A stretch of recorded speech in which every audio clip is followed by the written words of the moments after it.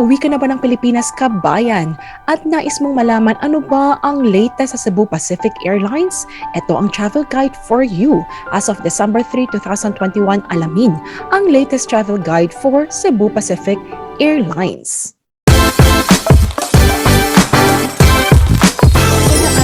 Lahat mga kabayan at kaibigan, ako po ay si Jamey Iris and welcome to my channel, Jamey Iris TALK TV. At nais ko pong i-update kayo regarding the latest travel guide sa Cebu Pacific kasi maaring iba sa inyo ay nag-book na ng flight para sa Cebu Pacific at nais yung malaman ano ba yung latest update or pauwi ka pa lang ng Pilipinas at nag-iisip ka na mag-book sa Cebu Pacific. So ito po ang latest updates po nila. Kung sakasakali po that you are considering a flexible option o yung flexible options na mga packages po, then you can, avail of this and this will be available only until December 7. So less po ang restrictions po nito and at the same time, again, may reasonable price naman po sila. So please check the website. Let me update you. Ano bang ginagawa ng Cebu Pacific para makatulong, mapangalagaan ang kapakanan ng bansa natin at ng mga passengers? They want to help to prevent the spread or the entry of the new COVID variant na Omicron dito sa ating bansa. So these are the protocols that they are following based from IATF. So, since naghigpit po ng protocols ang IATF since December 3, meron po tayong mga flights ng Cebu Pacific na international flights po na magko-continue pa rin naman po when it comes to operations. But of course, they simply have to comply dun sa mahigpit pong protocol na inimplement po last December 3. Ano po ba itong international destinations that Cebu Pacific will continue to be flying to and from? So we have Taiwan sa Taipei po, Dubai, Japan. Sa Japan po, Narita, Nagoya, Osaka, Fukuoka, Hong Kong, and at the same time, China, Guangzhou. So yan po yung mga destinations wherein Cebu Pacific will still continuously fly to and from. Now, let us just take a look at some of the conditions that they would want and they are implementing. So kung ikaw ay, again, nakapag-book na, and at the same time, or maaring ikaw ay magbubook pa lang ng iyong flight sa Cebu Pacific, it's good to know this information so that you'll have an idea.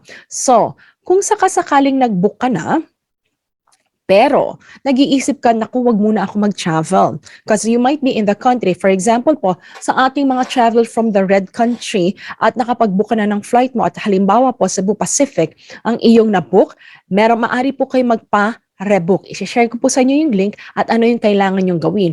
Or if you are a traveler, hindi naman po kayo from the red country but you're from the non-red list country, okay? But then again, naisip mo or there is a sudden change in your plans because of a schedule na kailangan mo magstay muna sa bansa kung nasaan ka at kailangan mo magpa-rebook, please take into consideration these reminders from Cebu Pacific. International passengers with flights until December 7 who wish to postpone your travel have the following options. So i-access nyo lang po itong link na ito. So this is https://bit.ly/CEB manage flight. Now for booking, if within the 60 days po ng inyong date of flight, maaari po kayong magpa-rebook at no additional cost po following the Cebu Pacific's permanent removal of change fee. Wow, that's quite great po kasi at least kahit paano lessen po yung ating cost. Ito pa po. You also will be, yung fare difference will be waived. How good is that? Pero hanggang December 7 lang po. So, ang ibig sabihin po nito kasi usually when you book a flight, I believe you're quite familiar with this. So, pag nag-book kayo ng flight, usually may change fee yan. At meron din po tayong fare difference. Now, both po, sabi po ng Cebu Pacific, one was removed, yung change fee at na-waive naman po yung fare differences. So, please make the most out of it hanggang December 7 yan. Malaki-laki pa rin po yan kung ilang libo po yan. Ngayon, syempre, with the season, December, maganda po na maipon po natin o ma-maximize ang ating mga budget para po at least instead na mapunta po siya dun sa change fee at fare differences, maaring ma-celebrate nyo lang po ang Christmas even happier with your family. Hindi po ba? At ito din po, isang magandang feature ng Cebu Pacific that ako po actually ngayon ko lang po nalaman kasi dati po I usually just travel international. Pero ngayon, I'm quite happy to know about this. So yung iba sa inyo, maaring alam nyo na, pero kung kayo ay katulad ko na first time nyo lang po na lumilipad or hindi po kayo lagi nalipad sa Cebu Pacific but now you are flying with Cebu Pacific, meron po sa silang sinasabi na travel fund. Halimbawa, nagparebook ka. So maaari din naman i-store mo yung amount in a virtual CEB wallet mo. So yan po kung saan it will be valid for 2 years. You may use this either to book a new flight or maaari din naman po ipangbayad nyo po ito. Gamitin yung pangbayad ng add-ons. Ano ba yung mga add-ons? Baggage allowance, seat selection. So at least may nakastore na money na po kayo. So that's quite great pa rin naman po. So whatever your choice will be, ito po yung mga detalye. Now, another reminder for all passengers, just make sure that you complete yung One Health Pass po natin. Now, since September 1, 2021, everyone, whether you're an OFW, non-OFW, or you are a foreigner, you have to complete the One Health Pass 24 hours before your flight. So you must register this and i-keep nyo po itong QR code na ito sa inyong cellphone. Pwede na pong screenshot po yan. You can register using a laptop, a computer, or a mobile phone. Ayan. And pagkatapos po niyan, if you want to know the step-by-step process, by the way, before we move to the next, please watch my video guide. Now, how about a negative RT-PCR test? So every passenger, all passengers po coming from a non-red list country at kung may mga magre-repatriate naman po using po yung guidelines natin for the red list countries, again, an RT-PCR test is a must. Taken 72 hours before your flight. So kailangan po ito, kung hindi, you will not be allowed entry to the Philippines. Now, the third reminder for all the passengers is this. You must also have a confirmed booking at the BOQ accredited quarantine hotel dito po sa Pilipinas. Gaano kahaba? I-share ko po sa inyo yan in a little while. Ito na po. Here are the quarantine and testing requirements. Kung ikaw ay fully vaccinated at may negative RT-PCR test ka, you can definitely be allowed to fly to the Philippines. Ang swab test day mo ay on the 5th day. At ang iyong pre-booked hotel na kailangan po natitingnan nila from your check-in or kaya po yung pre-booking na requirement is at least 6 days po. Ayan. Yung resulta maaring lumabas ika-6 o ika-7 araw but usually po mabilis naman siya sa akin. Ako po inabot ng 25 hours pero yung iba po inaabot ng 12 hours or a little bit more but less than 24 hours. But again, it's not a guarantee po. So maaari kayong umuwi upon once you receive the negative result. Ayan. And kung kayo naman ay fully vaccinated without negative RT-PCR test, hindi po kayo i-accept here in the Philippines. Kasi kailangan po, bagong requirement ng IATF, you should have the RT-PCR test taken 72 hours before your flight at kailangan negative ang resulta po nito. At kung kayo naman po ay unvaccinated, partially vaccinated, or unverifiable ang inyong vaccination status, at kayo ay may RT-PCR test na negative result taken 72 hours before your flight, pwede po kayong pumasok sa Pilipinas. At ang swab test day po ninyo ay on the 7th day. At maaari po kayong lumabas 24 hours to 48 hours after na nakuha nyo yung negative RT-PCR test result.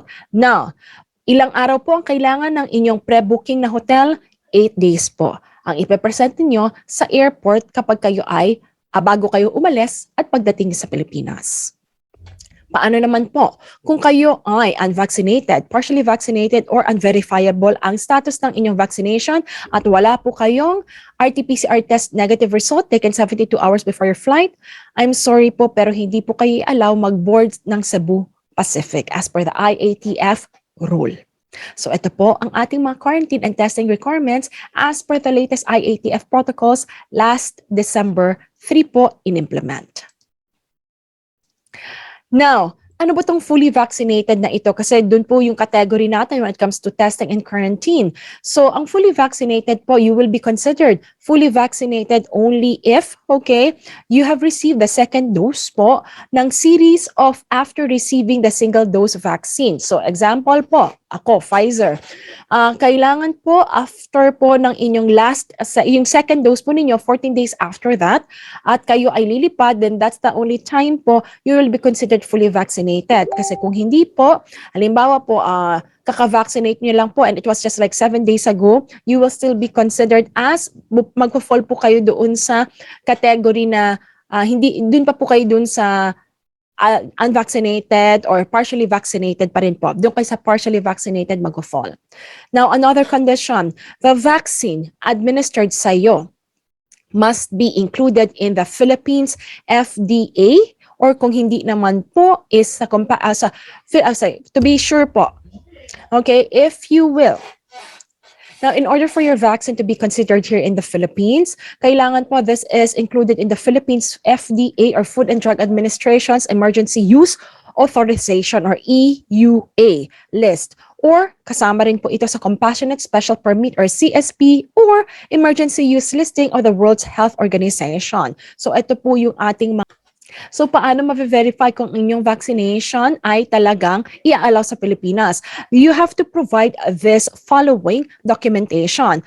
If you are an OFW or a family of an OFW traveling with an OFW, if you're a non-OFW or a foreigner who, again, was vaccinated dito po sa Pilipinas, then therefore you have to provide either of the following: the VaxCert from the Philippines or VaxCert PH certificate, or kung hindi naman po yung BOQ, International Certificate of Vaccination or Prophylaxis or ICV nating tinatawag, ito po yung yellow book. So maaari nyo po itong i-present.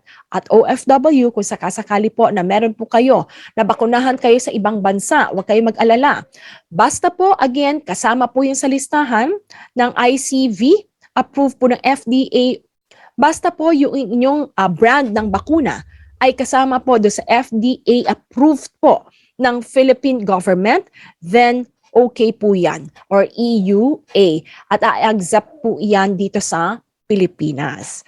Now, kung sakasakaling hindi po at na-verify ng BOQ na hindi po siya kasama, kahit may certificate po kayo, even with a country na may reciprocal agreement po tayo, then therefore, hindi pa rin po nila i-accept and i-categorize kayo dun sa either non-vaccinated or partially vaccinated length of quarantine. I hope that will not happen, but just in case po, please take a look. And then, if you're a foreigner who's fully vaccinated abroad, okay, not in the Philippines, so you can have that WHO ICV yellow book card po, or the National Digital Certificate of the Foreign Government, which also has reciprocally accepted the VaxCert PH of the Philippines. So yun po ang kinakailangan. If not po, ayan, ang kailangan nyo is yung yellow book to be allowed entry or boarding sa Cebu Pacific po. Entry to the Philippines, boarding sa Cebu Pacific Air. For the contact details, kung sakasakaling gusto nyo pong makareceive ng email, at the same time updates from Cebu Pacific, please ensure to yung unang box po natin, okay, please update your contact details using that link. At if, again, paalala lang po ng Cebu Pacific, bago po kayo pumunta sa airport or just before your flight, make sure that you are advised to check the travel requirements, safety protocols, and frequently asked questions of the Cebu Pacific. So ito naman po yung ating website ng Cebu Pacific, so that at least you can get updated, kasi po very sudden ang mga protocols po natin, like December 3, ang bilis. And just matter po, in-announce nila ng 11 p.m. pagkatapos po implementation agad 12 midnight, ganon kabilis. Yung iba po, transit pa lang, palipad pa lang po. Nandun sila sa aeroplano nung nangyari yon. So, well, sad to say, I hope they will give us leeway or longer po na mga information, but then again, that is actually what had happened. So please check before you actually leave your house po kung ano po yung latest update. And last two reminders, everyone. So should there be any flight changes, Cebu Pacific will definitely try to coordinate and inform you through the different contact details that you had given to them. At kung meron po kayong questions and concerns sa Cebu Pacific, please send a message to their Charlie the chatbot na matatagpuan po sa kanilang website. So everyone, ito po yung updates natin regarding Cebu Pacific Airlines. So meron pa po tayong ilang mga updates, yung mga flights po nila this coming December at January. So intayin po lang natin ang upcoming video so that at least you'll get updated as well. So with that, everyone, this is Jamey Iris simply saying thank you so much for watching. At by the way, if this video had helped you, please click like and subscribe to my channel kung hindi pa po kayo nakakapag-subscribe. Iniimbitahan ko po kayo. And please click that notification bell so that kapag meron po akong bagong travel updates or kaya tutorial po that will help you before you actually arrive here in the Philippines or bago po kayo umalis ng Pilipinas, ay ma-update kayo. So once again, everyone, God bless you. Ingat po mga kabayan at mga kaibigan sa inyong pagbabiyahe. Thank you so much for watching and see you on my next video.